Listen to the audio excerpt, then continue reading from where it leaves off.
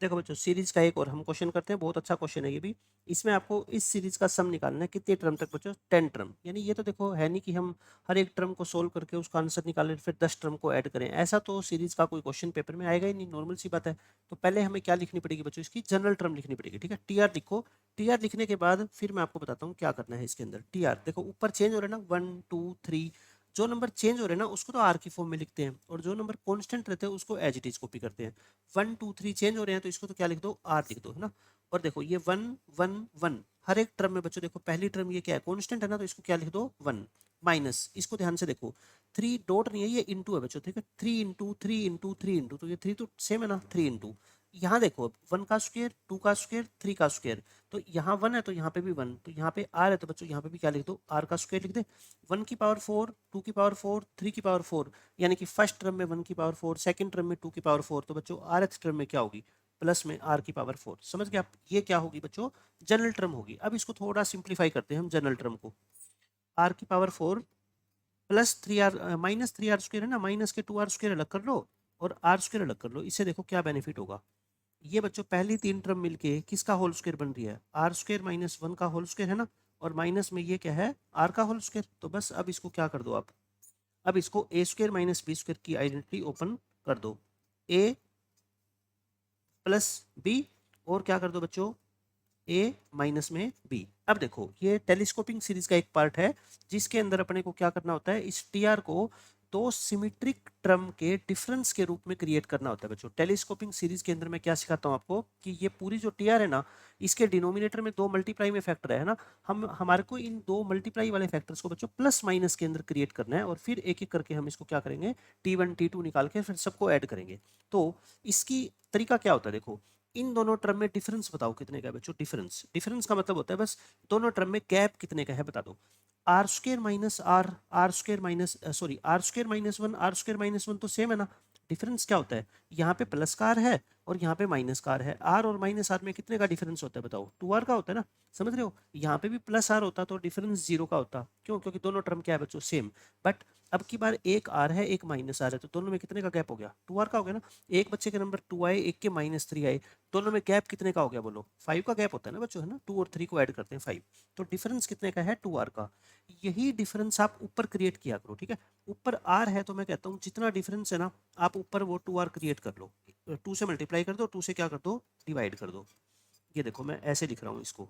अब आप मेरे को बता दो ऊपर वाले 2 आर को क्या मैं नीचे वाली दोनों टर्म का डिफरेंस लिख सकता हूँ क्या, मैं किसमें से किसको माइनस करूँ, इसमें से अगर मैं ये वाली टर्म माइनस कर दूं तो बताओ 2 आर आ जाएगा ना, क्योंकि प्लस आर, ये माइनस माइनस क्या हो जाएगा, प्लस। तो ऊपर वाले 2 आर को मैं पता है क्या लिखूंगा, ऊपर वाले 2 आर को लिखूंगा आर स्क्र माइनस आर, ये क्या था बच्चों, ये 1 था, है ना।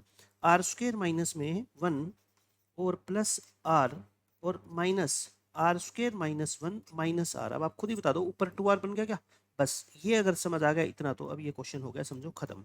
आर स्क्र माइनस 1 माइनस के आर। अब बच्चों इसको सेपरेट डिवाइड कर दो, क्या करो, सेपरेट, मतलब इस टर्म को इन दोनों से अलग डिवाइड करो, इस टर्म को इन दोनों से अलग डिवाइड करो।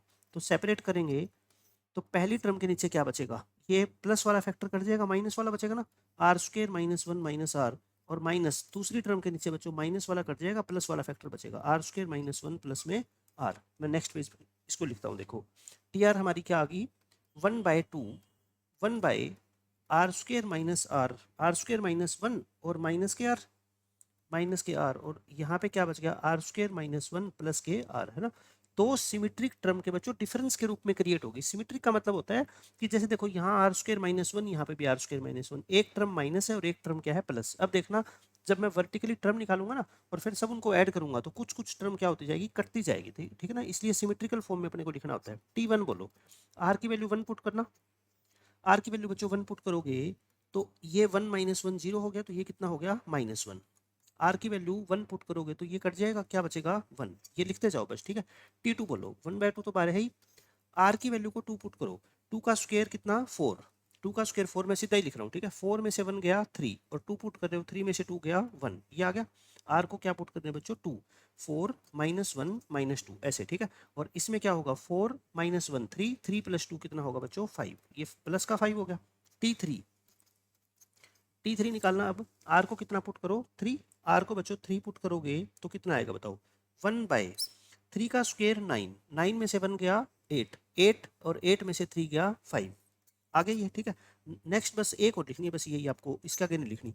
अब इसके अंदर 3 पुट करना, तो कितना होगा 8, 8 प्लस में 3, ये कितना हो जाएगा 11। इस तरीके से एक T4 और लिखना, आपको आइडिया हो जाएगा है ना कि कैसी टर्म आएगी। T4 देखो यहाँ 1/11 आया ना, 11 ही आएगा यहाँ पे, ठीक है। यहाँ कितना आएगा 1/11 और माइनस 4 लिखोगे तो यहाँ पे कितना 15, 15 प्लस 4 कितना हो जाएगा बच्चों 19, 15 प्लस 4 कितना हो गया 19, 4 लिखोगे तो 4 का स्क्वायर माइनस 1 और प्लस में कितना आएगा 4। इसी तरह से आपको 10 टर्म का सम निकालना है ना, तो 10th टर्म लिखना, लास्ट की टर्म कैसे लिखोगे बोलो। 10 का स्क्वायर 100, 100 में से 1 गया 99, 99 में से 10 गया 89, ये आ गया 89 और माइनस यहाँ पुट करोगे तो 99 में प्लस 10 करोगे ना, यानी कि 109, ये होगी बच्चों 10th टर्म। अब आप इनको क्या करो, सबको ऐड कर लो, ठीक है। हमारा आंसर क्या है बताओ, सारी टर्म को ऐड करना है ना, T1 plus T2 up to T10। अब आप ऐड करके देखो, पैटर्न बनाओ, कौन सी टर्म किससे कटेगी मेरे को ये बताओ। जब आप इनको ऐड करोगे तो ये 1/2 तो बाहर रहेगा ना, 1/2 तो सबके साथ बाहर है कॉमन, ठीक है। क्या ये -1 और ये +1 कट जाएगा? देखो ऐड करोगे तो साइन सेम रहते हैं ना, ये प्लस का 1/5 और ये माइनस का 1/5 है, तो ये कट जाएगा क्या? बस आपको ये पैटर्न समझना है कि कैसे कट रहे हैं। राइट से लेफ्ट की तरफ है ना, ऐसे कट रहे हैं, देखो ऐसे, मैं एक आपको टिक करके दिखाता हूँ, ऐसे कट रहे हैं, राइट टू लेफ्ट है ना, राइट टू लेफ्ट ऐसे। तो बस कौन सी 2 टर्म बचेगी आपको ये देखना है। एक तो ये सबसे पहले वाली टर्म बचेगी है ना, 1/-1, और एक बच्चों ऐसे कट जाएगी ना, ऐसे कटेंगे ऐसे, तो ये एक ये बच जाएगी, लेकिन ध्यान रखना साइन जो है वही बचेगा, ठीक है। तो कितना बचेगा -1/109, साइन जैसा है वैसा बचेगा, क्योंकि ये ऐसे कटेगी तो साइन तो इसके साथ रहेगा ना, तो ये माइनस तो बाहर कॉमन ले लो, माइनस बच्चों कॉमन ले लो, और क्या बच गया 1 + 1/109।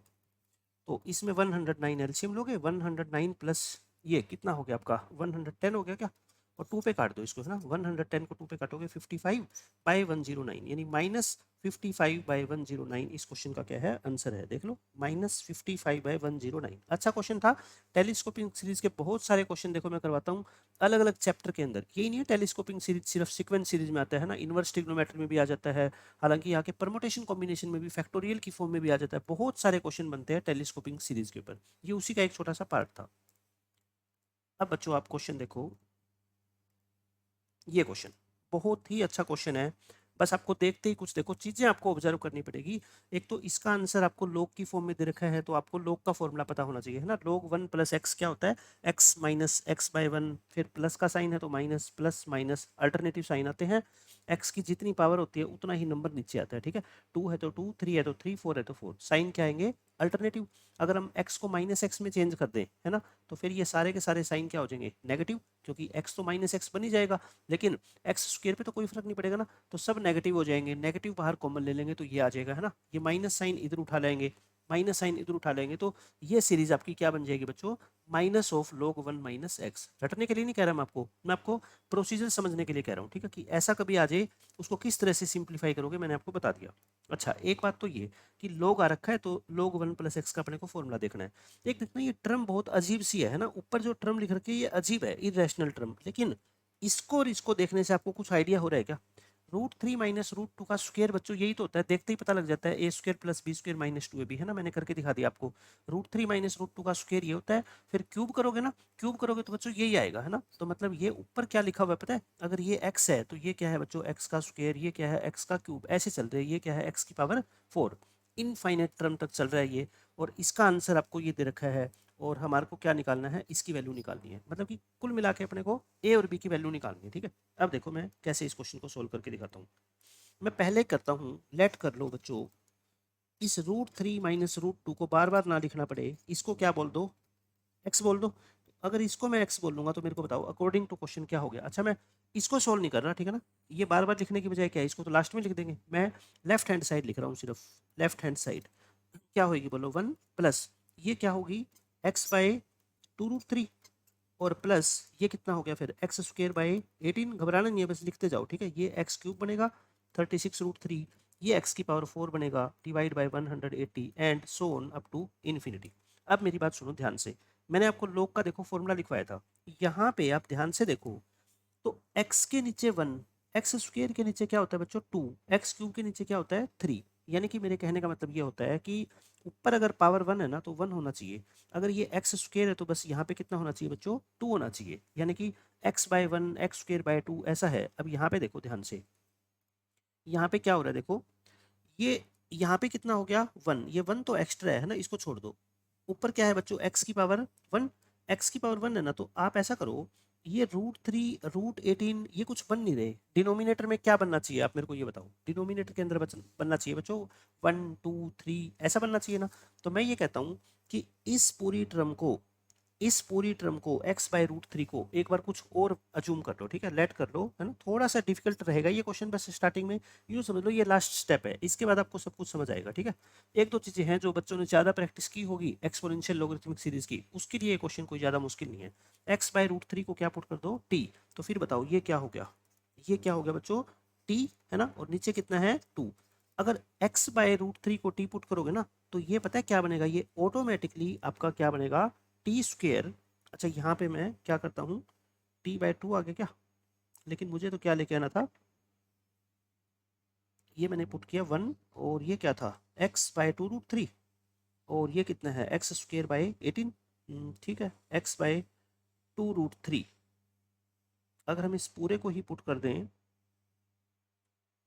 इस कंप्लीट को t पुट करें तो क्या आ जाएगा अपना, π2 आ जाएगा क्या, 4 4 3 जा 12, नहीं फिर तो नहीं आएगा, मैं ये बोल रहा हूँ अगर इसको मैंने टी पुट कर दिया है ना, ये आ गया, तो x²/3 क्या हो जाएगा अपना t², तो फिर ये क्या हो जाएगा, हाँ ठीक है, तो x²/3 t² हो गया, तो x²/18 है ना बच्चों ये, तो इसका मतलब ये t²/6 होएगा ना, ठीक है, तो t²/6, बस अब मेरे को पैटर्न पता लग गया, देखो क्या होने वाला है, ये क्या हो जाएगा फिर t³, देखो ये 2 होता है, 2 क्या होता है 1 इंटू 2, ये क्या होता है 2 इंटू 3, तो ये क्या बनेगा 3 इंटू 4 यानी कि 12, ये क्या बनेगा बच्चों 3 इंटू 4 4 इंटू 5 यानी कि 20, बस एक दो आपको करके देखने हैं, उसके बाद तो आपको अपने आप आइडिया लग जाएगा, ठीक है। अब हमारा काम ये है कि टी के नीचे देखो 2 नहीं होता है ना, टी के नीचे तो क्या होता है 1 होता है, तो अब इसको थोड़ा सा आप एडजस्ट करो, देखो ऐसे इस टी को साथ रखो, ये 1 इंटू 2 लिख दो इस 2 को, ठीक है, और ये क्या होता है 1 माइनस 1/2 लिख दो,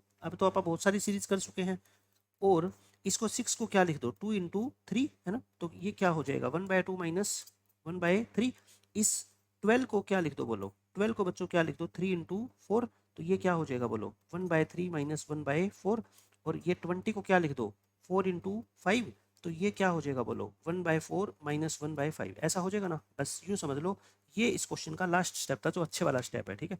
तो लेफ्ट हैंड साइड का मेरा आंसर क्या आ गया बताओ, 1 plus t into 1 plus t into 1 minus 1/2, एक बार मैं दोबारा लिख देता हूँ 1 माइनस 1/2 टी स्क्वेयर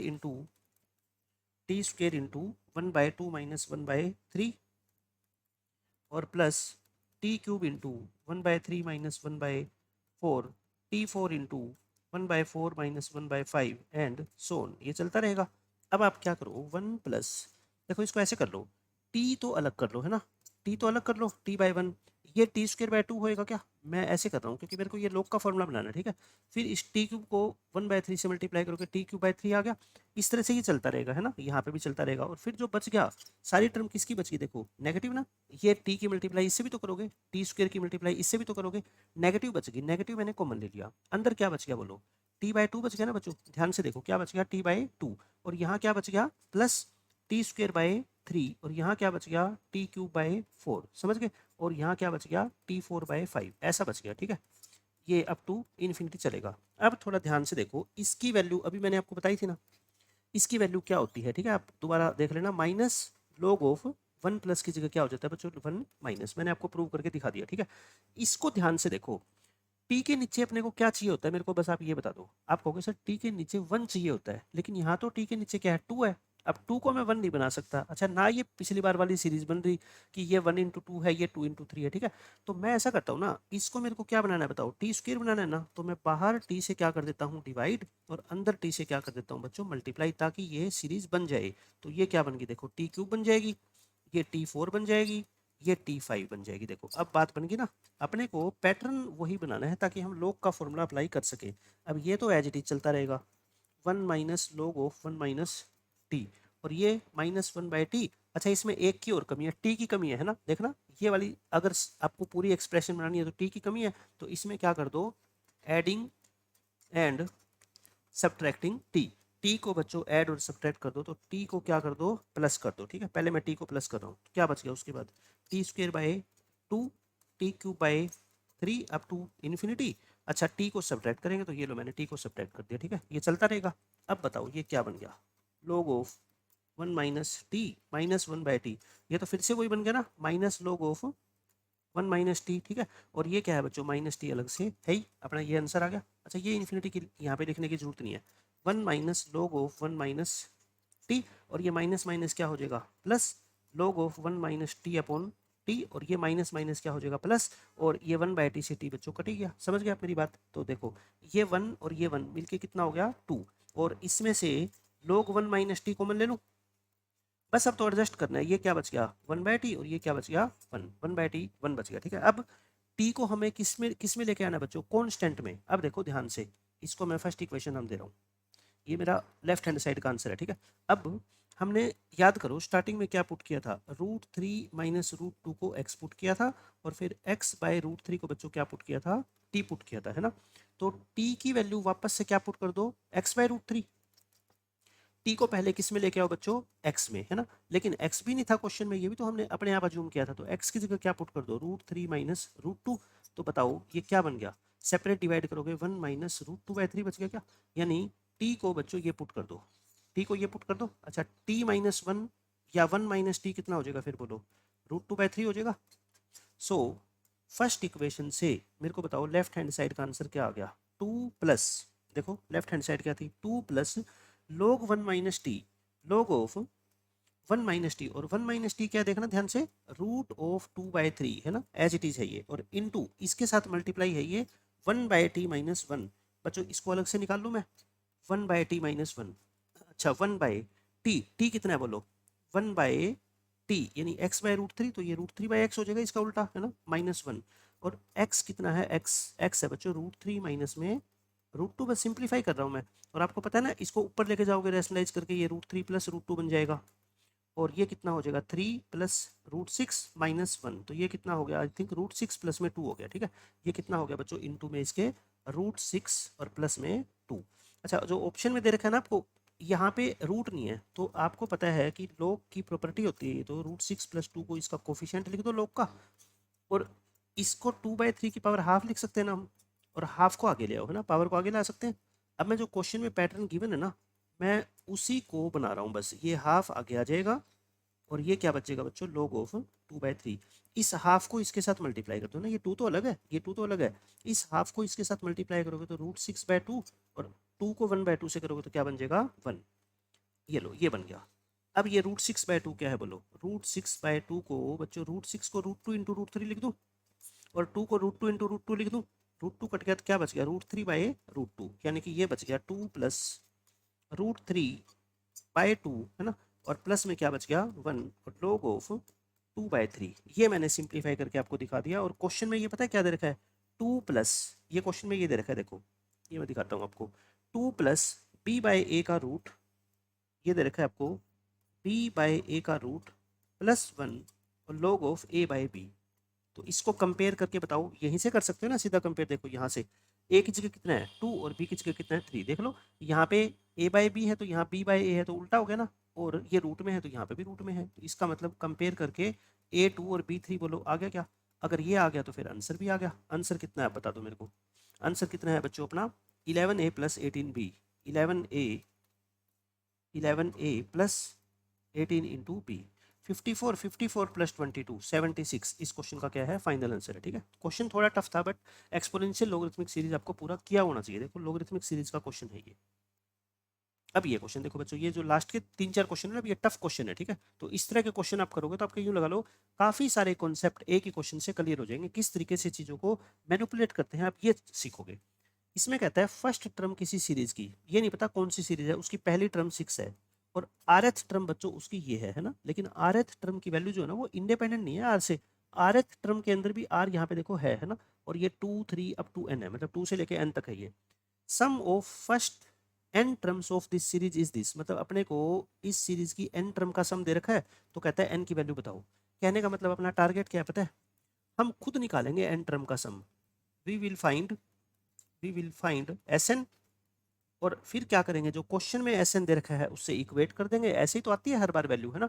और मैंने क्या कहा था, एस एन निकालने के लिए पहले क्या करो, पहले बच्चों क्या फाइंड आउट करो, टी आर, और फिर क्या अप्लाई करते हैं, एंड देन अप्लाई। आपके दिमाग में प्रोसेस होना चाहिए, ठीक है। टी आर निकालने के बाद क्या अप्लाई करते हैं, एस एन के लिए सिग्मा टी आर, है ना। सिग्मा क्या करते हैं बच्चों, टी आर, और आर की वैल्यू क्या होती है 1 से लेके एन।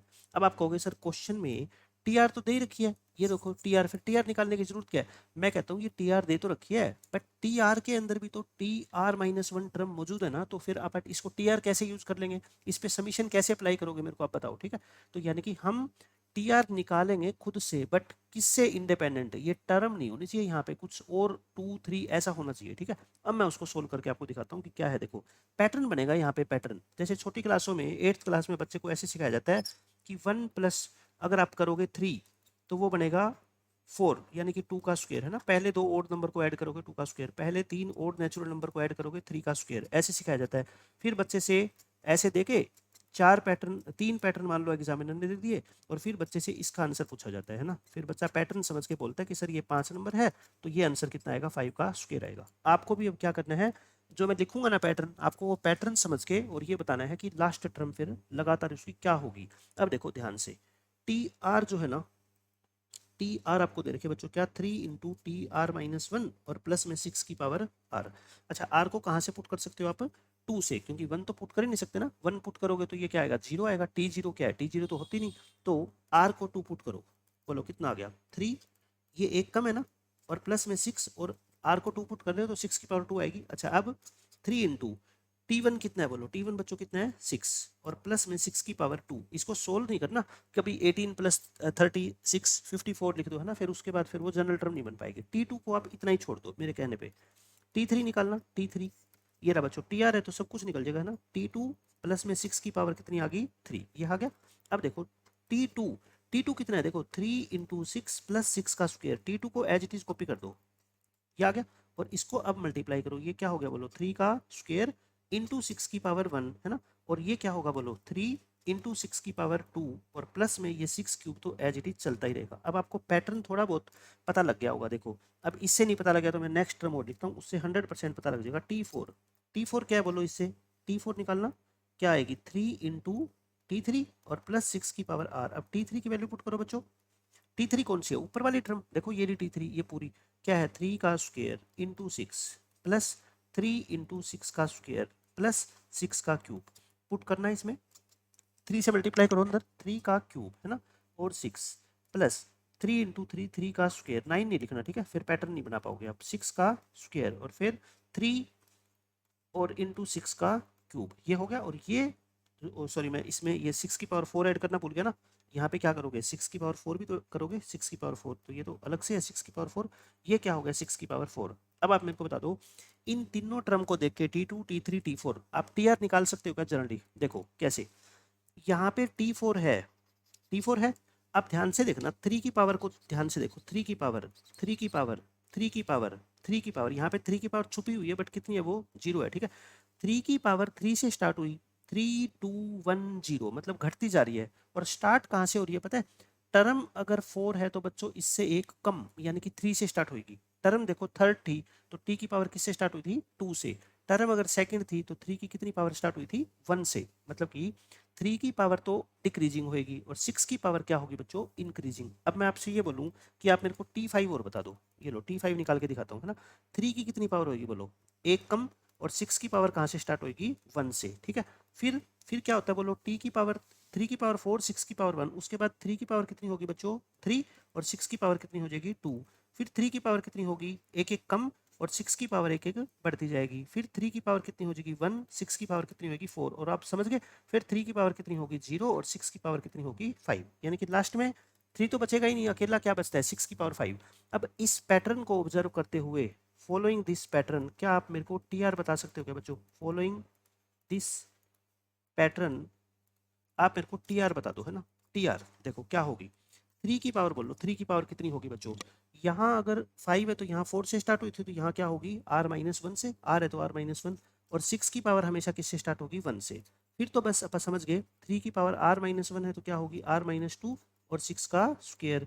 3 की पावर कितनी होगी बच्चों r-3 और 6 का क्यूब, और बस लास्ट टर्म लिख दो सीधी लास्ट टर्म। लास्ट टर्म में क्या आता है देखो, अगर फिफ्थ टर्म है तो 6 की पावर 5 आती है, और अगर rth टर्म है तो बच्चों 6 की पावर क्या आएगी r आएगी। समझ गए? अच्छा, इससे पहले वाली टर्म बता सकते हो क्या मेरे को? इससे पहले वाली 6 की पावर 1 कम, देखो 6 की पावर बढ़ती जा रही है, 1 2 3, लास्ट में r है तो इससे पहले r-1 रही होगी, और यहाँ इससे पहले 3 की पावर कितनी रही होगी बच्चों 1। देख लो 3 और 6 की दोनों पावर का सम मिला के देखो आप, हर बार r है ना, तो यहाँ r-1 है तो यहाँ कितना होगा 1। ठीक है, तो मैंने ये क्या लिख दी बच्चों टी आर लिख दी। ठीक है, समझ गए आप? अब टी आर से क्या लिख दो, अब आप एस एन लिख दो। एस एन क्या होता है sigma T R, sigma T R लगा दो सिग्मा, इसके ऊपर आर की वैल्यू कहाँ से कहाँ तक है 1 से लेके एन। 6 इंटू 3 की पावर r-1 प्लस 3 इंटू 6 का स्क्वायर लिख दो। इसको क्या करो आप 6 का स्क्वायर लिख देता हूँ मैं। ठीक है, 6 का स्क्वायर इंटू 3 की पावर r-2, और ये क्या है 6 का क्यूब, और इंटू में बच्चों क्या होगी 3 की पावर। अच्छा, इसको ऐसे करो ना, इसको जीपी बना लेते हैं पहले, है ना। आप ऐसे करो, एस एन अभी मत लिखो, इस टी आर को भी थोड़ा और सिंप्लीफाई कर लूँ मैं। टी आर को बच्चों मैं सिंप्लीफाई कर देता हूँ, क्योंकि टी आर पता है क्या है, देखो ये जो सीरीज है ना, ये सीरीज कैसी है बच्चों खुद बताओ, जीपी है क्या? ये बच्चों क्या है, एक जीपी है ना। इसमें कितनी टर्म है ये बता सकते हो? 6 की पावर 1, 6 की पावर 2, 6 की पावर 3, और ये आर है, तो नंबर ऑफ टर्म कितनी है बच्चों? नंबर ऑफ टर्म्स आपको हो गए सर इसमें है आर, मतलब टी आर जो है ना वो खुद भी एक सीक्वेंस सीरीज बन गई। ठीक है, ए कितना है इसमें फर्स्ट टर्म, फर्स्ट टर्म बोलो 6 इंटू 3 की पावर r-1 है ना, ये फर्स्ट टर्म। कॉमन रेशो बोल सकते हो क्या, कॉमन रेशो? देखो कॉमन रेशो ध्यान से देखो, 6 तो बच्चों बढ़ता जा रहा है, मतलब 6 तो न्यूमरेटर में आएगा है ना, और 3 की पावर एक एक कम होती जा रही है ना, तो मतलब 3 से क्या कर दो डिवाइड, तो कॉमन रेशो कितना हो गया इसका 2। अगर ऐसे नहीं समझ आता, सेकंड टर्म को फर्स्ट टर्म से डिवाइड करके देख लो, 2 ही आएगा। ठीक है, तो बताओ इस सारी सीरीज का सम कितना आएगा बच्चों? ये जीपी है, जीपी की एन टर्म का सम क्या होता है 6 इंटू 3 की पावर r-1, यानी कि ए आर, आर कितना है 2, इसकी पावर एन, एन मतलब नंबर ऑफ टर्म कितनी है आर, और -1 अपॉन r-1। अब देखो ये सिंप्लीफाइड फॉर्म में आ गया, ये 2 तो हटा दो, 6 इंटू 3 की पावर r-1 और 2 की पावर r-1। अब आप क्या करो, इसको 6 को है ना 2 इंटू 3 लिख दो, इससे क्या फायदा होगा देखो, अभी आपको पता लग जाएगा। ये 3 की पावर टोटल r हो जाएगी है ना 2, और ये टोटल कितनी होगी 3 की पावर बच्चों r होगी, 2 की पावर r-1, इस 3 की पावर r को अंदर मल्टीप्लाई कर दो, तो ये 3 2 जा 6 है ना, पावर सेम है तो बेस मल्टीप्लाई हो जाते हैं, और ये क्या हो गया 3 की पावर r। मैंने सबसे सिंपलेस्ट फॉर्म में बच्चों आपको टी आर लिख के दिखा दिया। देखो इससे सिंपल नहीं हो सकती टी आर, क्योंकि अब इसके ऊपर जो है ना सिग्मा लगाना आसान है, क्योंकि ये जब मैं इसके ऊपर अब सिग्मा लगाऊंगा ना बच्चों, ये जीपी बन जाएगी। ठीक है, अब देखना टी आर क्या आ गई अपनी, टी आर क्या आई, 2 बाहर था ही, 6 की पावर r और माइनस में 3 की पावर r। अब मैं क्या लिखूंगा एस एन, एस एन क्या होता है बच्चों सिग्मा टी आर, तो ये 2 तो बाहर लिखो। ठीक है, और सिग्मा इसके ऊपर अलग लगा दो, 6 की पावर r के ऊपर और 3 की पावर r के ऊपर अलग लगा दो। अब r कहाँ से कहाँ तक होता है 1 से लेके n तक, मतलब कि n टर्म का सम निकालना है ना, 1 से लेके कहाँ तक निकालना है अपने को n तक। अच्छा n तक निकालना है कि 10 तक है, ये sum of first n term है। ठीक है, n टर्म है तो कोई बात नहीं, n तक ही निकाल लेते हैं। तो ये क्या हो गया बोलो 2, इसमें r को 1 पुट करना 6 की पावर 1, r को 2 पुट करना 6 की पावर 2, ऐसे चलते चलते r को n पुट करेंगे, यही होगा। इसमें भी ऐसे ही 3 की पावर 1, 3 की पावर 2, 3 की पावर 3, और अब टू क्या होगा बच्चों 3 की पावर n, ये हो गया। इन दोनों में जीपी लगा दो है ना, n टर्म इसमें है n टर्म इसमें है, सम ऑफ जीपी क्या होता है बताओ फर्स्ट टर्म और कॉमन रेशो की पावर n -1 अपॉन क्या हो गया 6 -1, ये हो गया। इसमें भी a इंटू आर की पावर n-1 अपॉन r-1, ये लिख दिया मैंने। तो देखो अब इसको सोल्व करके 2 इंटू 6 की पावर n-1, और ये कितना हो गया बच्चों 5। अच्छा माइनस ये 3, और ये कितना है नीचे 2, तो कितना हो जाएगा 3/2 और 3 की पावर n-1, ये हो गया। अब ये 1/5 बाहर कॉमन ले लो, देखो क्योंकि मैं ना जो गिवन है ना वो लिख देता हूँ। देखो गिवन क्या है 1/5 बाहर अलग से है, ये एन स्क्वेयर -12n + 39, और ये मेरे को ये बनाना है ना, ये बनेगा। देखो मैं इसको अलग से आपको लिख के दिखा देता हूँ, ये क्या गिवन है 1/5 n स्क्वेयर माइनस के 12n + 39, n square minus 12n + 39, और 4 इंटू 6 की पावर n इंटू इंटू क्या है बच्चों ये 4 इंटू 6 की पावर n माइनस के 5 इंटू 3 की पावर n, ये रहा माइनस के 5 इंटू 3 की पावर n प्लस 1, ताकि आपको ध्यान रहे कि मेरे को कहीं ना कहीं से अब ये बनाना है और ये बनेगा, पक्का बनेगा, ठीक है। पहले तो बाहर 1/5 लेके आना है, ठीक है। तो आप क्या करो, ये 5 है ना, 5 से मल्टीप्लाई कर दो। मेरे कहने का मतलब ये है, देखो 2 तो बाहर है ही पहले, 6 और 3 में से क्या कॉमन ले लो, 3 कॉमन ले लो, है ना। एक बार 6 और 3 में से 3 कॉमन लो, क्या बच गया बोलो, 2 बच गया। 6 की power n minus 1 divide by 5, और 3 कॉमन ले लिया तो ये क्या बच गया बच्चों, 1/2 बच गया। और अब क्या करो, 3 की पावर n माइनस 1, ये आ गया ना। अब 6 और यहाँ पे एलसीएम ले लो, कितना 10, 10 एलसीएम लोगे तो बताओ ये कितना बन गया 4, 6 की पावर n माइनस 1, और ये कितना बच गया 5, 3 की पावर n माइनस 1, बस बन गया ये 10 बाहर कर दो, 6/10 या कह दो 3/5, 3/5 कह दो, है ना। और इनकी मल्टीप्लाई करो, 4 की मल्टीप्लाई करो 6 की पावर n से, 4 की मल्टीप्लाई करो -1 से, माइनस 5 इंटू 3 की पावर n, और माइनस माइनस प्लस कितना हो जाएगा 5। तो ये कितना आ गया बच्चों 3/5, और देखना 4 इंटू 6 की पावर n माइनस 5 इंटू 3 की पावर n, और प्लस 5 माइनस 4 कितना आ गया प्लस का 1। देखो बन गया ना सेम एज इट इज, ठीक है। वो पैटर्न आपको बनाना होता है। तो क्वेश्चन के अकॉर्डिंग लिख दो इसको, किसके equal, 1/5 n square minus 12n plus 39, और इंटू 4 इंटू 6 की पावर n माइनस 5 इंटू 3 की पावर n और प्लस 1। ये आ गया ना क्वेश्चन के अकॉर्डिंग। तो बताओ इक्वेट इक्वेट कैसे करते हो चीज़ों को आप, है ना। ये देखो ये तो फैक्टर सेम है तो कट जाएगा आपस में, 5 से 5 भी कट जाएगा, 5 से 5 भी कट गया, तो कुल मिला के सिर्फ ये बच गया n स्क्वेयर माइनस के 12n प्लस 39, और उधर 3/5 था ना तो 3 तो बचेगा, और 3 को इधर शिफ्ट कर दो बस। 3 को बच्चों इधर शिफ्ट करोगे तो कितना बचेगा, ये 36 बचेगा क्या, हाँ 36। और ये तो आई थिंक होल स्क्वायर ही हो गया, n-6 का होल स्क्वायर हो गया, ठीक है। तो n-6 क्या हो गया 0, n की वैल्यू कितनी होगी बच्चों 6। तो बहुत अच्छा क्वेश्चन था। सिर्फ मैंने आपको क्या सिखाया इस क्वेश्चन में कि टीआर कैसे निकालते हैं, और फिर टीआर खुद क्या बनेगी एक जीपी, और फिर इस फॉर्म में लेके आएंगे, और फिर एसएन निकालेंगे, और वो एसएन भी क्या बनेगा बच्चों जीपी बनेगा, ठीक है ना। लेंथी क्वेश्चन था बट अच्छा क्वेश्चन था। अब ये क्वेश्चन देखो, इस क्वेश्चन के अंदर भी बच्चों देखो आपको दो सीरीज दे रखी है। एक ही अल्फा की फॉर्म में, देखो अल्फा की फॉर्म में तो हम सोल्व कर नहीं सकते, है ना, क्योंकि कैसे कोई पैटर्न थोड़े बनेगा इसके अंदर। तो इसको तो एज इट इज कॉपी करना है, क्यों, क्योंकि आपको लास्ट में अल्फा की वैल्यू निकालनी है। इस सीरीज को बच्चों आपको सोल्व नहीं करना, कर भी नहीं सकते ना, क्योंकि अल्फा+1 अल्फा+2 क्या करेंगे। नंबर्स में तो चलो आप खेल सकते हैं, बट अल्फा+1 अल्फा+2 कुछ नहीं कर सकते। तो मैं एक बार इसको बार बार लिखने से अच्छा है इसको क्या मान लेता हूँ पी, ताकि टाइम वेस्ट ना हो मेरा, ठीक है। तो क्वेश्चन के अकॉर्डिंग मेरे को आप बताओ, मैं ऐसा लिख दूं क्या P इज इक्वल टू, क्योंकि मेरे को वैल्यू किसकी निकालनी है अल्फा की, तो मैं P लिख देता हूँ इस पूरी सीरीज को। और ये माइनस है ना, ये मैं उधर शिफ्ट कर देता हूँ, तो बोलो क्या बच गया। अच्छा 2 × 1 नहीं, मैं 1 × 2 लिखूंगा, है ना। मेरी हैबिट है पहले छोटी टर्म लिखो फिर बड़ी टर्म लिखो, वो अभी पता लग जाएगा आपको। 4 × 3 नहीं, क्या लिखो 3 × 4, इसको क्या लिखो 5 × 6, फिर क्या आएगा 1 2 3 4 5 6 7 8, और चलता रहेगा बच्चों। लास्ट में कितना है देखो 2023 पहले लिख लो, 2024 बाद में लिख लो। 2024 ये पूरी टर्म होगी, ये पूरी माइनस थी ना पूरी प्लस होगी, और ये तो है ही ना इधर, ये तो बच्चों इधर है ही 2024 तो प्लस रहेगा भाई, ये पी है ना।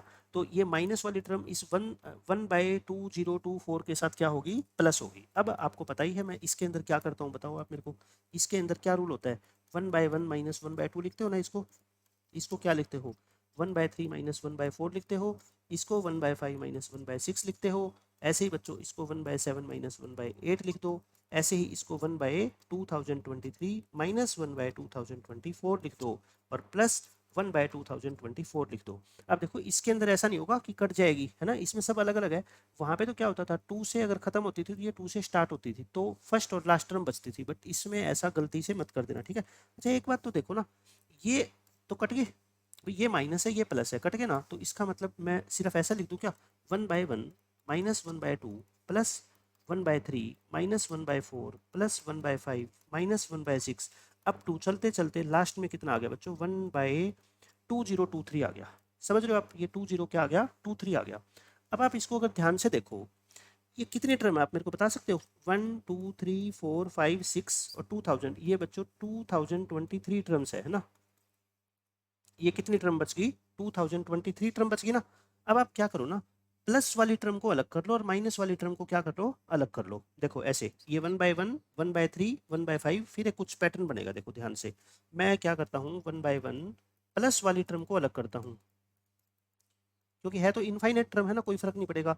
और माइनस वाली टर्म को अलग कर देता हूँ, माइनस कॉमन लेके, है ना, सॉरी इनफाइनाइट टर्म तक नहीं है, मैं गलत बोल गया, माइनस वाली टर्म तक अलग कर लो। अच्छा, प्लस वाली टर्म में सबसे लास्ट क्या आएगा बोलो, ओड है, देखो 1/1, 1/3, 1/5, तो ये 1/2023 इसके साथ लिख दूँ क्या, क्योंकि ओड नंबर वाली टर्म आ रही है ना। अच्छा, फिर ये भी सोच लो आप, इससे पहले क्या आया होगा 5, 6, और इससे पहले माइनस आया होगा क्या 1 ये, क्योंकि देखो इवन नंबर अगर नीचे है तो उसके साथ साइन क्या आ रहा है, माइनस, ठीक है। तो इसमें से मैं माइनस अगर कॉमन ले लूंगा तो क्या बचेगा, 1/2, 1/4, 1/6 बचेगा ना अंदर, 1/2, 1/4, 1/6। अब ये क्वेश्चन आपको आसान लगेगा, और लास्ट में क्या बचेगा बच्चों, 1/2022, ये आ गया। और साथ में कुछ चल रहा था क्या, ये क्या चल रहा था अपना, पी की वैल्यू चल रही है ना, ये किसकी वैल्यू है बच्चों, पी की।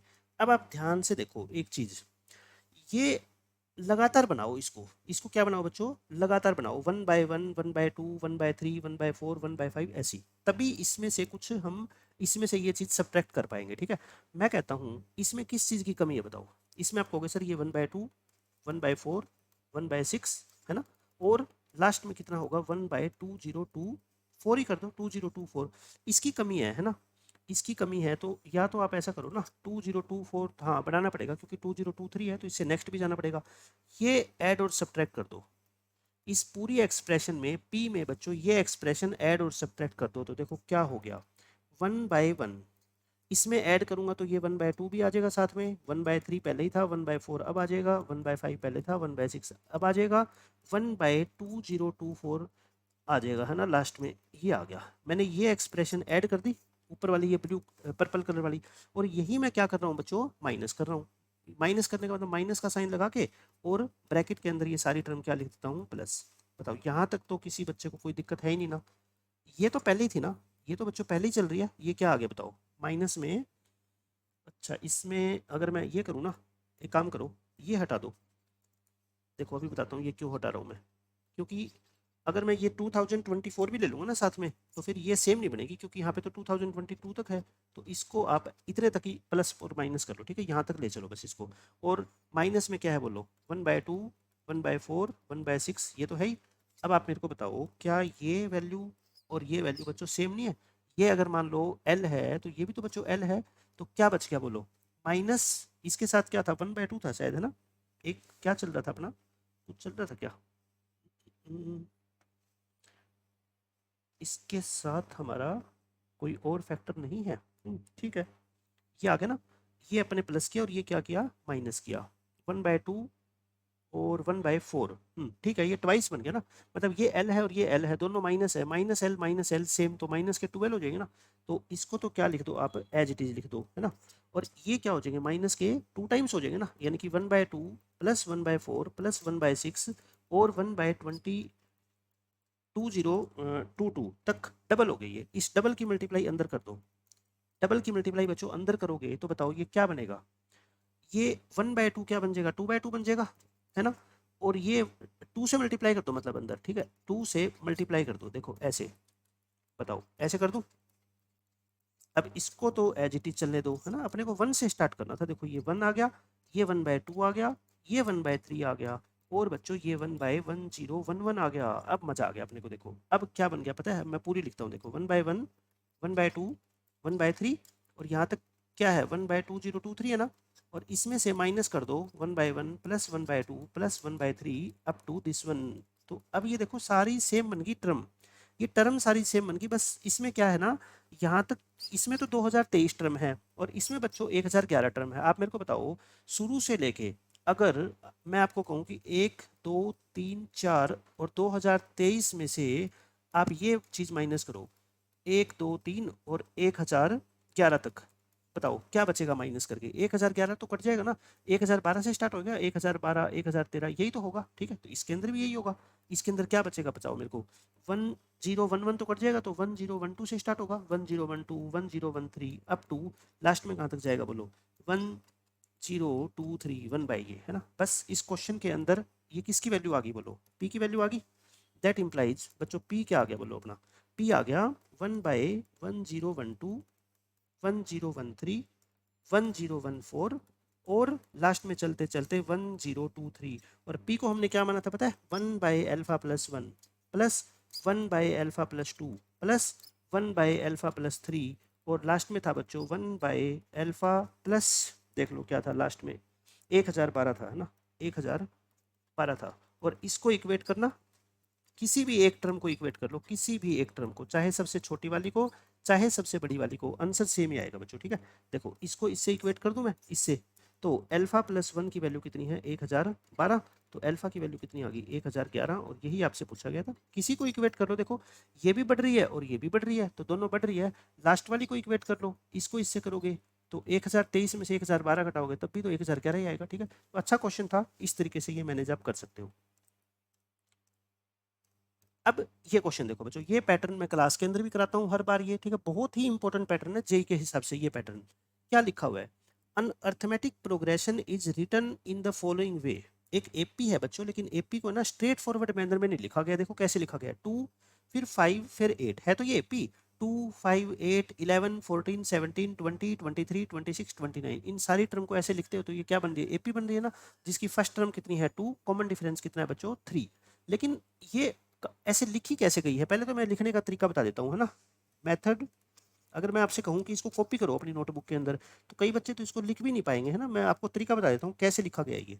ऊपर क्या लिखेगी बच्चों, 2 5 8 को इसके साइड में लिखा गया है ना, फिर 11 14 17, 11 को इसके साइड में, 14 को इन दोनों के बीच में, 17 को इसके साइड में, 8 के साइड में, ठीक है। फिर 20 23, 20 को इसके लेफ्ट में, 23 को इन दोनों के बीच में, और 26 को इन दोनों के बीच में, और 29 को इनके लास्ट में, राइट में इसके, ठीक है। तो ऐसे लिखा गया है, ऐसे आप ये पूरी ट्रायंगल की शेप में ये ऐसे डायग्राम बना सकते हो चलते चलते, ठीक है। एंड सोन, कम से कम मतलब अपने को लिखना तो आना चाहिए ना। फिर ये क्या कहता है, अब मैं देखो इसका पैटर्न बताता हूँ पहले आपको। एक मेरे को एक बात बता दो, इसको मैं बोलूँगा फर्स्ट रो, है ना। ये क्या है बच्चों, फर्स्ट रो, R1 बोल दो इसको, R1 जैसे मैट्रिक्स में बोलते हैं। ये क्या है, R2, ये क्या है R3, ये क्या है बच्चों R4, ऐसे चलती रहेगी, ठीक है, ऐसे चलती रहेगी। आप मेरे को ये बता दो बस देख के, फर्स्ट रो में कितनी टर्म है, कोई भी बच्चा बता देगा सर 1। सेकेंड रो में कितनी टर्म है, 2। हर बात की मतलब है जो मैं आपको बोल रहा हूँ, ध्यान से सुनना, ठीक है। थर्ड रो में कितनी टर्म है, 3। फोर्थ रो में कितनी टर्म है, 4। ये बात मैंने यहाँ लिख ली। First row contains 1 term, second row contains 2 terms, third row contains 3 terms, और nth रो में कितनी टर्म होगी बच्चों, n टर्म होगी, ठीक है। ये तो मैंने बता दिया। अच्छा, अब दूसरी बात, हर एक रो में जो टर्म है, जैसे मान लो थर्ड रो की बात करता हूँ मैं, R3 की बात, R3 में क्या है, 11 14 17, क्या ये जी एपी है क्या, आप कहोगे सर बिल्कुल है। R4 की टर्म ले लो, है ना, 20 23 26 29, क्या ये एपी है क्या, ये बिल्कुल एपी है। इसका कॉमन डिफरेंस कितना है बोलो, 3, और इसका कॉमन डिफरेंस भी कितना है, 3। मतलब कि हर एक रो, ईच रो, मैं क्या बोल रहा हूँ देखो ध्यान से, मैं बोल रहा हूँ बच्चों, each row forms an AP, each row forms an AP with common difference 3। क्या फर्स्ट टर्म भी सब रो की सेम है क्या, आप बताना मेरे को, फर्स्ट टर्म सेम है। फर्स्ट टर्म कहाँ से बच्चों सेम होगी, 3 2 है, 5 है, फिर 11 है, फिर 20 है ना, अलग अलग है। फर्स्ट टर्म को मेरे को नहीं पता। अब इस क्वेश्चन में आपसे पूछा गया बच्चों की टेंथ रो के अंदर जितनी भी टर्म आएगी उन सारे का क्या निकालना है, सम।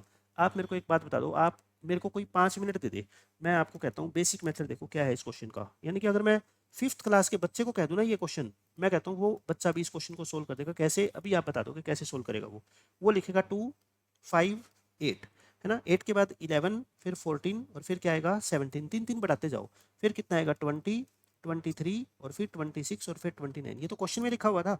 3 3 बढ़ा के बच्चों अपने को 10 रो लिखनी है ना, 4 तो लिखी रखी है क्वेश्चन में, आप 6 और लिख देते हैं, कोई बात नहीं। 29, कम से कम आपको कॉन्सेप्ट तो समझ आएगा ना। 32 35 38 41 44, ठीक है। फिर एक नेक्स्ट रो लिखता हूँ मैं, देखो 44 के बाद कितना आ गया 47, फिर यहाँ पे कितना आएगा 50, अच्छा यहाँ पे कितना आएगा फिर 53, यहाँ 56, यहाँ 59, और यहाँ 62।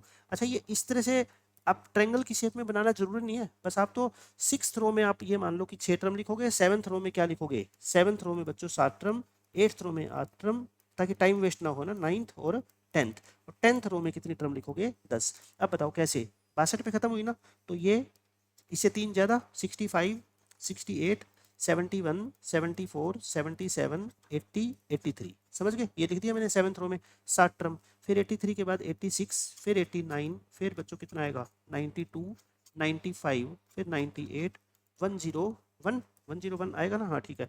फिर आएगा 104, कितनी टर्म होगी 7, और फिर आएगा 107। मैं सिर्फ आपको ये बता रहा हूँ कि मैथमेटिक्स यही तो है, आप रटो मत चीज़ों को। पूछा क्या गया है क्वेश्चन में, ये सिंपल यही चीज़ पूछी गई है, ठीक है। 107 के बाद क्या आएगा 110, 113, 116, 119, 122, 125, 128, 131 और 134 आ गया। अब 134 137 से स्टार्ट होगा और 130 140। अब बताओ इसमें कितनी टर्म होगी, 10 टर्म्स होगी ना 10th रो में। इस क्वेश्चन में क्या पूछा गया बोलो, क्वेश्चन में पूछा गया बच्चों इनका सबका सम, कि 10th रो में जो टर्म है ना वो उनका सम बता दो, और कितनी टर्म है ये बच्चों 10। तो बताओ मैंने क्या कहा था, हर एक रो में जो टर्म है वो सारी की सारी क्या है एपी में है ना, तो एपी की 10 टर्म का सम क्या होता है n/2 into 2a plus n-1 और इंटू डी कितना है बच्चों 3 है ना, कॉमन डिफरेंस तो 3 है ही, मैंने आपको बताया था। कितना आ गया 5 इंटू 274 प्लस 27, तो ये कितना आ गया 301 इंटू 5 1505। इस क्वेश्चन का आंसर बच्चों 1505 है। एक 5th क्लास के बच्चे को हम ये क्वेश्चन दे देते ना, पैटर्न अगर वो समझ जाता कि हाँ ऐसे 3-3 के गैप के बाद बढ़ रही है, तो वो भी मैं कहता हूँ 2 मिनट के अंदर इस क्वेश्चन को सोल्व कर लेता। आप कहोगे सर ऐसे लिखने में तो टाइम बहुत लग गया, मैं कहता हूँ ये लिखने की जरूरत थोड़ी है। मेरे को ये पता है कि 7th टर्म में 7 टर्म आएगी है ना, 7 टर्म आएगी, और हर टर्म की वैल्यू 3-3 बढ़ रही है, तो बच्चों 62 में 7 गुना 3 21 जोड़ दो ना, तो इसकी लास्ट टर्म सीधी मैं निकाल सकता हूँ कितनी 83 आएगी, ठीक है। अब 83 में 8th टर्म में कितनी टर्म आएगी फिर पता है, 83 में 8th रो में कितनी टर्म है 8, और हर टर्म की वैल्यू मान लो 3 है, आप ये मान लो, तो 24 और जोड़ दो, इसकी लास्ट टर्म कितनी आएगी 7, 107। मेरे को लास्ट ही तो पता करनी है ताकि मैं उसकी नेक्स्ट टर्म जो है ना उससे 3 ज़्यादा से शुरू कर सकूँ, ठीक है। तो ये तो मैंने समझाने के लिए आपको पूरा क्वेश्चन लिख के दिखा दिया।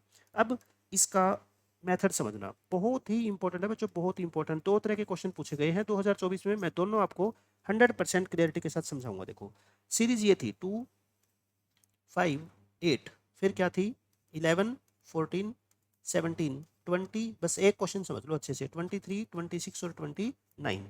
इसने कहा था कि 10th रो की सारी टर्म का सम निकालो। मैं पहले आपको ये सिखाता हूँ, ये कौन सी रो है बताओ, ये बच्चों जो है ना ये है, देखो ये चलेगी, ये पहली रो, ये दूसरी रो, ये तीसरी रो, ये चौथी रो। मेरे को ये बताओ फर्स्ट रो की फर्स्ट टर्म क्या है 2, सेकंड रो की फर्स्ट टर्म क्या है 5, ये रो नहीं है ये वाली, ठीक है। थर्ड रो की फर्स्ट टर्म क्या है 11, फोर्थ रो की फर्स्ट टर्म क्या है 20। मैं ये बोलता हूँ nth रो की, ऐसे चलते चलते बच्चों क्या आएगी बताओ आगे, nth रो भी तो आएगी ना, nth का मतलब 10वीं 11वीं 12वीं 13वीं सारी रो आएगी, ठीक है। nth रो की बच्चों मैं आपसे फर्स्ट टर्म पूछना चाहता हूँ, मेरी बात समझना, मैं क्या पूछना चाह रहा हूँ आपसे, nth रो की फर्स्ट टर्म बताओ मेरे को। फर्स्ट रो की फर्स्ट टर्म क्या है 2, सेकंड रो की 5, फिर 11, फिर 20। तो nth रो की जो बच्चों फर्स्ट टर्म होगी, क्या वो इसी सीक्वेंस की nth टर्म नहीं होगी क्या, आप समझ रहे हो ना। तो मैं ये कह रहा हूँ कि मेरे को इस सीक्वेंस की बच्चों क्या निकालनी है tn निकालनी है, और आप खुद देखो ये सीक्वेंस कैसी है, इसको क्या मान लो एक बार s मान लो। ये सीक्वेंस कैसी है देखना, इनका गैप कितना है 3, इनका गैप कितना है 6, इनका गैप कितना है 9, और डिफरेंस किस में है, डिफरेंसेस आर इन एपी।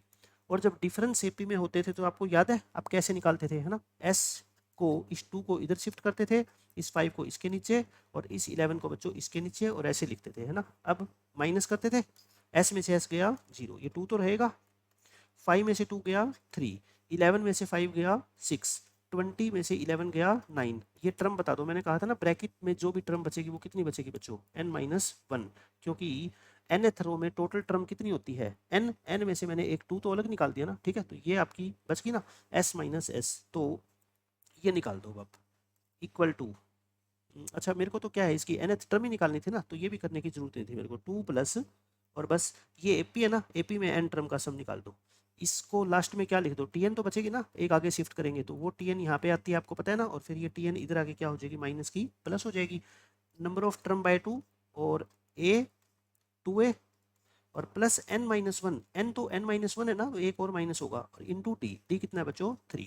तो बस ये आपकी क्या आ जाएगी टीएन आ जाएगी n-1/2, और ये कितना आ गया बोलो 6, और ये कितना आएगा आपका n-2 इंटू 3, तो 3n और माइनस के 6, ये कट जाएगा -6 + 6, तो क्या बच गया 3n इंटू n-1, और अपॉन कितना आ गया बच्चों 2 आ गया, तो 2 एलसीएम लो 4 + 3n² माइनस के 3n, तो यानी कि tn क्या आ गई अपनी 3n² माइनस के 3n प्लस 4 डिवाइड बाई 2। एक बार चेक करके देखना कोई मिस्टेक हुई है क्या। मैंने कहा कि nth रो की फर्स्ट टर्म है, मैं कहता हूँ मैं फर्स्ट रो की फर्स्ट टर्म निकालना चाहता हूँ, तो n को क्या पुट करना पड़ेगा 1, 3 माइनस 3 प्लस 4 बाई 2 कितना आ गया 2, ठीक है। मैं सेकंड रो की फर्स्ट टर्म निकालना चाहता हूँ, n को एक बार 2 पुट करके चेक कर लेता हूँ मैं, ठीक है। 3 4 जा कितना हो गया 12, और ये 6 प्लस 4 बाई 2, 6 प्लस 4 10, 10 बाई 2 5, ठीक है। मतलब मैंने सही निकाली है, मेरे को डाउट था। क्या आ गया बताओ 3n² माइनस 3n प्लस 4, यानी कि ये जो आई है ना बच्चों 3n² माइनस के 3n प्लस 4 बाई 2, ये क्या आई है आप बस मेरे को ये बता दो।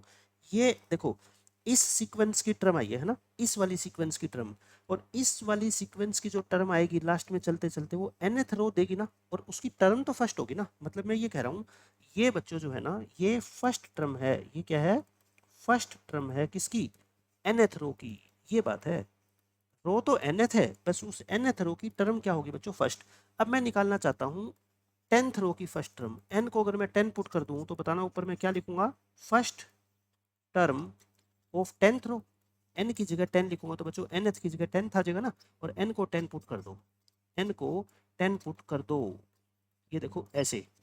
तो 304 में से 30 माइनस करो और 2 से डिवाइड करो, 304 को 2 से डिवाइड करना और 30 को इससे डिवाइड कर दो, क्या आ गया 137। मेरे कहने का मतलब ये है कि 10th रो जो होगी ना बच्चों, 10th रो 10th रो वो कहाँ से स्टार्ट होगी पता है 137 से स्टार्ट होगी, फिर नेक्स्ट क्या होगी 140, फिर 143, फिर तो आपको पता ही है। और देख लो मैंने 137 लिख के दिखाई थी ना आपको, ये रहा। 10th रो की फर्स्ट टर्म अगर मेरे को निकालनी हो ना तो nth रो की फर्स्ट टर्म निकाल दो, और जिस भी रो की निकालनी हो n की वैल्यू पुट कर दो, बस। इसमें कितनी टर्म है बोलो 10। 10 क्यों है, क्योंकि ये कौन सी रो है 10th, और जो रो का नंबर है उतनी ही उसमें क्या होती है बच्चों टर्म होती है। तो इनका क्या निकाल लो सम निकाल लो बस। सम तो वही फॉर्मूला 2a और प्लस n माइनस 1 इंटू में d, तो कितना आंसर आया था अपना 1505। देखो मैंने कितने अच्छे तरीके से आपको ये बात एक्सप्लेन कर दी कि आपको बच्चों पहले क्या निकालनी है, बस मेरे को ये बात बता दो आप। पहले आपको हर बार क्या निकालनी है nth रो की, क्या निकालनी है बच्चों nth रो की, nth टर्म नहीं nth रो की फर्स्ट टर्म, है ना। और फिर मान लो आपको 10th रो चाहिए तो 10th रो की फर्स्ट टर्म निकाल देना, 20th रो चाहिए तो 20th रो की फर्स्ट टर्म निकाल देना, और फर्स्ट टर्म आ गई उसकी बाकी सारी टर्म तो निकाल ही लेंगे ना, क्योंकि कॉमन डिफरेंस तो 3 रहेगा और नंबर ऑफ टर्म भी अपने को पता है, तो फिर सारी टर्म का क्या निकल जाएगा बच्चों सम निकल जाएगा। आप समझ गए मेरी बात क्या है। अब जैसे यही क्वेश्चन था, मैं इसी क्वेश्चन में बच्चों एक और क्वेश्चन आपसे पूछ लेता हूँ, ठीक है। सेम स्टेटमेंट है उसी क्वेश्चन की, मैं आपसे क्वेश्चन दूसरा पूछ रहा हूँ, आप देखना इस क्वेश्चन का मतलब आप समझ गए क्या। Find the sum, find the sum of all the terms, find the sum of all the terms of 16th रो। आप बस मेरे को ये बता दो इस क्वेश्चन का मीनिंग आपको समझ आ गया क्या। आप कहोगे जी बिल्कुल आ गया। अब की बार हमारे को 10th की जगह 16th रो पे फोकस करना है, मतलब कि 16th रो जो है ना उसकी पहली टर्म बस पता कर लो, क्योंकि कॉमन डिफरेंस 3 का है। नंबर ऑफ टर्म बच्चों 16th रो में कितनी होगी 16 होगी, तो बस मेरे को क्या निकालना है बताओ। फर्स्ट टर्म ऊपर से क्या है फर्स्ट टर्म ऑफ nth रो, है ना। n की फॉर्म में क्या लिख रखा है अपने 3n² minus 3n plus 4 by 2, तो n को क्या पुट कर दो 16, तो फिर क्या आएगी बोलो ये फर्स्ट टर्म आएगी बच्चों किसकी 16th रो की, है ना। फर्स्ट टर्म आएगी 16th रो की, तो 16 का स्क्वायर कर दो कितना होता है 256 होता है ना, ठीक है। माइनस 16 3 जा 48 प्लस 4 बाई 2 ये होता है। 2 से अलग अलग डिवाइड कर दो, 3 इंटू ये 128 आ जाएगा, और ये माइनस 44 आ गया ना, तो माइनस 44 को 2 से करोगे तो 22 आ जाएगा। ये कितना आ गया 384 माइनस 22, यानी कि 2 और 38 में से 2 गया 36, यानी कि 362 से स्टार्ट होगी, है ना। मैं एक दो स्लाइड और ऐड करके आपको आगे समझाता हूँ। देखो बहुत अच्छा क्वेश्चन है, बहुत अच्छे कॉन्सेप्ट समझाना चाहता हूँ मैं सिर्फ आपको इस क्वेश्चन के जरिए। और ये नहीं है कि ये क्वेश्चन हम यहाँ पहली बार करवा रहे हैं, हर बार ये क्लास में करवाते ही करवाते हैं, क्योंकि ये कॉन्सेप्ट ही इतना इंपॉर्टेंट है। और अब की बार देखो 2 शिफ्ट के अंदर बच्चों इस कॉन्सेप्ट के ऊपर क्वेश्चन पूछा गया है। ये क्या था अपना 362 आ गया, है ना। मतलब कि मैं अगर 16th रो पूरी लिखना चाहूँ, 16th रो पहली टर्म कितनी आएगी बोलो 362 आएगी। नेक्स्ट टर्म कितनी आएगी बच्चों 365, क्योंकि गैप तो 3 3 का है ना। और इसमें टोटल कितनी टर्म है बोलो 16 टर्म है। अब आप मेरे को बताओ क्या इन सब का सम नहीं निकाल सकते। बिल्कुल निकाल सकते हो। क्या होगा 16/2 2 into a plus n minus 1 into d, और ये आपका क्या आ जाएगा बच्चों, आंसर आ जाएगा, है ना। ये कितना आएगा 4, और ये कितना आ गया आपका 72 प्लस 45, ये आपका क्या आएगा, आंसर आएगा। यानी कि मैंने आपको नया क्वेश्चन बना के दे दिया तो आपने समझ लिया। अब एक क्वेश्चन और देखना, सेम स्टेटमेंट है ना, स्टेटमेंट वही है, बस मैं क्वेश्चन अलग लिख के दूंगा। अब आप मेरे को बता देना कि क्या ये पॉसिबल है, क्या सेम स्टेटमेंट आपके लिए सोल्व करना। Find the largest term of 10th रो। बस आप मेरे को ये बता दो, इस क्वेश्चन, अगर ये क्वेश्चन पेपर में आ गया तो क्या आप कर पाओगे क्या। 10th रो की लार्जेस्ट टर्म बच्चों, जो हर एक रो की टर्म है ना वो बढ़ती जा रही है ना, तो आप कहोगे सर जो लास्ट की टर्म है ना 10th रो की वो सबसे बड़ी है। तो मेरी ये बताओ, मैंने लिखा था ना पीछे, फर्स्ट टर्म ऑफ nth रो क्या था, 3n² माइनस के 3n प्लस 2/2, ये थी क्या, देख लो, प्लस 4 थी, प्लस क्या थी बच्चों 4, तो n की जगह हमने क्या पुट किया था, 10 पुट किया था, तो ये कितनी आई थी बच्चों 137 आई थी, है ना। यानी कि 10th रो अगर मेरे को लिखनी पड़ी तो मैंने पहली टर्म क्या लिखी थी बताओ, 137 याद है आपको, फिर 140 लिखी थी। या तो आप क्या करो, इसकी सारी टर्म लिख दो, कितनी टर्म है बच्चों, 10 ही तो टर्म है। या फिर आप कहोगे सर लिखते क्यों, 10th टर्म निकालने का फॉर्मूला पता है ना अपने को, 10th टर्म क्या होता है, a प्लस में 90, क्योंकि जो सबसे लास्ट टर्म होगी बच्चों वही तो इसकी सबसे बड़ी टर्म होगी। तो 137 प्लस 27 यानी कि 164 आंसर आ गया। बताओ आपको समझ आ रही है क्या बातें, मैं क्या क्या पूछ रहा हूँ। मतलब किसी भी रो की कोई टर्म भी पूछ सकता है वो, 10th रो की 5वीं टर्म पूछ ले, वो कहते कि 10th रो की 5वीं टर्म बताओ, तो बताओ ये 10th रो की जब पहली टर्म आपको मिल गई, कॉमन डिफरेंस 3 है ही, तो 5वीं टर्म निकाल लो, चाहे सबसे लास्ट टर्म निकाल दो, चाहे सबसे बड़ी टर्म निकाल लो, चाहे सबसे छोटी टर्म निकाल लो, कुछ भी आपसे पूछ लेगा ना, मैं कहता हूँ आप आंसर दे दोगे, ठीक है। अब जो टफ क्वेश्चन एग्जामिनर ने एक और पूछा वो देखो ये, लेकिन मैं इसको भी आपको इसी तरीके से एक्सप्लेन करूंगा। ये सेम क्वेश्चन वही है, वही पैटर्न है, इसमें तो बल्कि और भी इजी है, 1 2 3 4 5 6 7 8 9 10, एक एक एक कॉमन डिफरेंस के साथ एपी चल रही है, ठीक है। इफ द kth रो, ये बाद की बातें हैं, हम इसको एक बार छोड़ देते हैं। आप मेरे को ये बताओ, अगर फर्स्ट रो की, देखो ये क्या है, nth रो है ना, यहाँ चलते चलते कौन सी रो आएगी बच्चों, nth रो आएगी, है ना, ये पूरी nth रो है। मैं nth रो की चाहूं तो फर्स्ट टर्म भी निकाल सकता हूं, मैं nth रो की क्या निकाल सकता हूं बच्चों, फर्स्ट टर्म भी निकाल सकता हूं, सेकंड टर्म भी निकाल सकता हूं, थर्ड टर्म भी निकाल सकता हूं, और चाहूं तो nth रो में टर्म कितनी होगी बताओ, n टर्म होगी, तो मैं nth रो की nth टर्म भी तो निकाल सकता हूं ना। मेरे को ये बता दो nth रो में कितनी टर्म होगी, आप कह रहे हो सर n टर्म्स होगी, तो क्या मैं nth रो की अब की बार फर्स्ट की बजाय nth भी निकाल सकता हूँ क्या, बिल्कुल निकाल सकता हूँ। वो किससे निकाल लूंगा, वो इससे निकाल लूंगा, देखो ये सीरीज से है ना, मेरे को तो सीरीज चाहिए बस एक, ये सीरीज लास्ट टर्म वाली है ना, ये सीरीज बच्चों लास्ट टर्म वाली है। ये सेकंड रो की सेकंड टर्म, थर्ड रो की थर्ड टर्म, फोर्थ रो की फोर्थ टर्म, nth रो की nth टर्म मैं निकाल लूंगा इस सीरीज का यूज करके। तो यूजिंग, अभी बताऊंगा कि देखो मैं nth टर्म क्यों निकाल रहा हूँ, 1 3 6 10, इस सीरीज का बच्चों मैं यूज करके और क्या निकाल लूंगा बताओ, nth रो की nth टर्म निकालूंगा। मेरा टारगेट क्या है, मेरा टारगेट अब की बार है टू फाइंड nth टर्म, पिछली बार फर्स्ट निकाली थी ना, अब मैं nth निकाल के दिखाता हूँ direct, nth term of the nth row.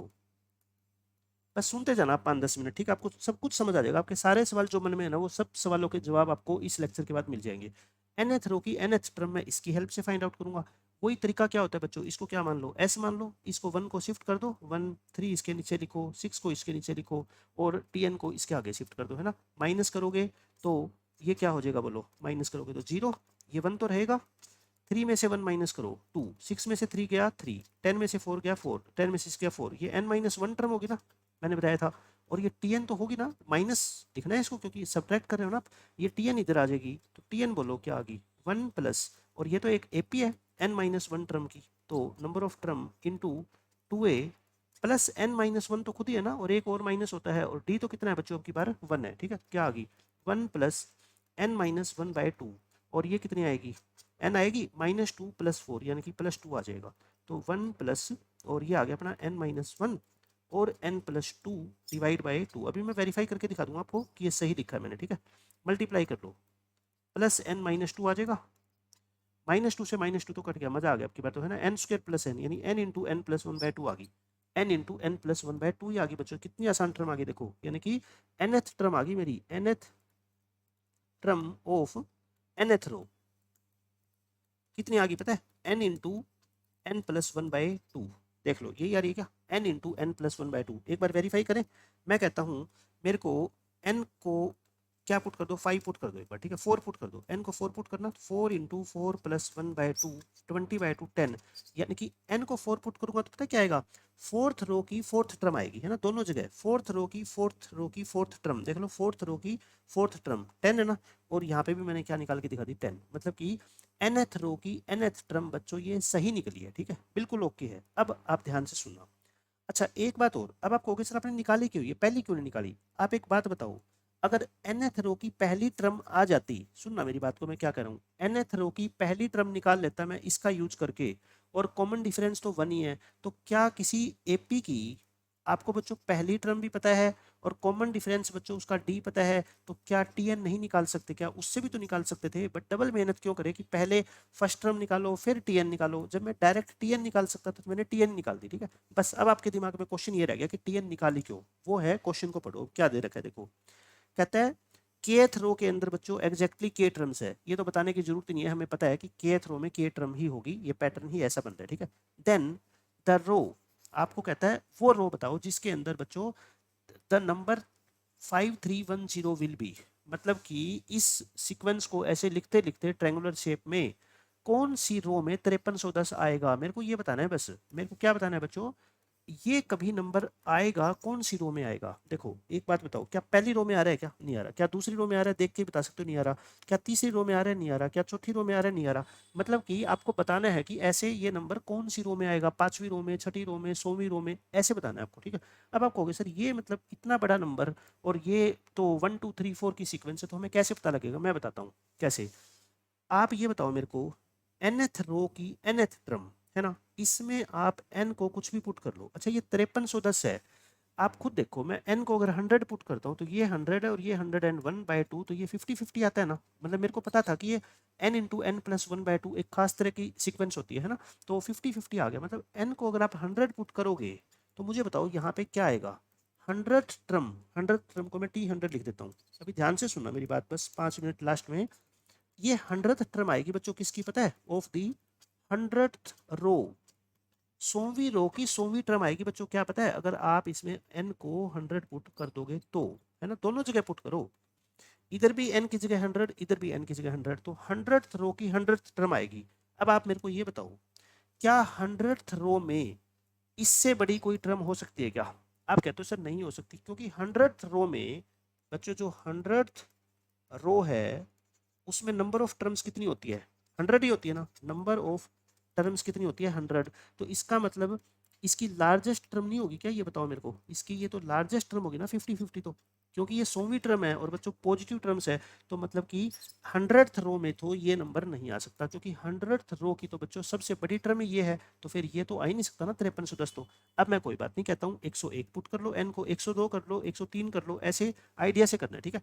N को 102 पुट करोगे तो बताओ क्या आएगा, 102वीं टर्म आएगी, है ना, किसकी, this of the 102th row, n को 102 पुट करोगे तो ये 102 आएगा, ये 103 आएगा और ये 2, है ना, ये कितना आ जाएगा आपका 51 इंटू 103, एक बार आप मल्टीप्लाई करके देख लो 51 इंटू 103 की, ठीक है भाई, मुश्किल क्वेश्चन जेई लेवल का और कॉन्सेप्ट आपको समझ आ जाए बच्चों, तो इससे अच्छी बात तो कोई है ही नहीं ना, 51 इंटू 103 करके देखो 52-53 आ गया, ये कितना आ गया 52-53, ये भी नहीं आ सकता। अच्छा आप ये और क्लियर करते जाओ साथ साथ में, ये क्यों नहीं आ सकती, क्योंकि बच्चों 102th रो में बताओ आप मेरे को नंबर ऑफ टर्म्स कितनी होगी, नंबर ऑफ टर्म्स, आप कहोगे सर 102, और ये 102वीं टर्म तो है, इसका मतलब लार्जेस्ट टर्म कितनी होगी इसकी, बोलो, इसकी लार्जेस्ट टर्म बच्चों वो 52-53 है, लेकिन मेरे को तो कितनी चाहिए 5310 चाहिए, इसका मतलब इस रो में तो ये टर्म नहीं हो सकती 5310, ठीक है। अब बस n को कितना पुट कर लो 103, तो क्या आ जाएगा पता है, T103 of the 103rd row, n को 103 पुट करोगे ना, ये 103, ये उससे एक ज्यादा 52 इंटू 103 आ गया बच्चों, देख लो कर लो मल्टीप्लाई, 52 इंटू 103, 53-56 आ गया, ये कितना आ गया 53-56। अब आप कहोगे सर ये तो है ही नहीं, जो पूछा था क्वेश्चन में तो आया नहीं, आप एक बात बताओ मेरे को, 103वीं रो में ये तो 103वीं टर्म है, मतलब ये तो इसकी लास्ट टर्म है, तो इसने ये थोड़े पूछा था कि ये लास्ट होनी चाहिए, इसने तो ये पूछा था कि उस रो के अंदर ये आनी चाहिए, तो रो के अंदर तो आएगी ना, इसका मतलब क्या हुआ बताओ, इसका मतलब ये हुआ 5310 is contained is contained in 103rd 103rd रो, है ना, 103rd रो। तो इस क्वेश्चन का आंसर कितना आएगा पता है? 103। ये 103वीं रो में होगी। अब एक बच्चे ने क्वेश्चन ये और पूछा कि सर आप है ना हमारे को ये और बता दो, चलो आपने ये तो कह दिया कि 103वीं रो में ये टर्म आएगी, ये कौन सी टर्म है ये भी बता सकते हो? मैं कहता हूँ ये भी बता सकता हूँ। देखना, 103वीं रो लिखो आप, ये रो लिखो, इसमें कितनी टर्म है बताओ? इसमें नंबर ऑफ टर्म बता दो आप मेरे को, नंबर ऑफ टर्म्स। कोई भी बच्चा बता देगा सर 103 है ना? और इसकी 103वीं रो की 103वीं टर्म कौन सी आई है बताओ? 53 56। मतलब कि इसकी बच्चों T103 आई है कितनी? 53 56। और T103 का फॉर्मूला क्या होता है? A+102D।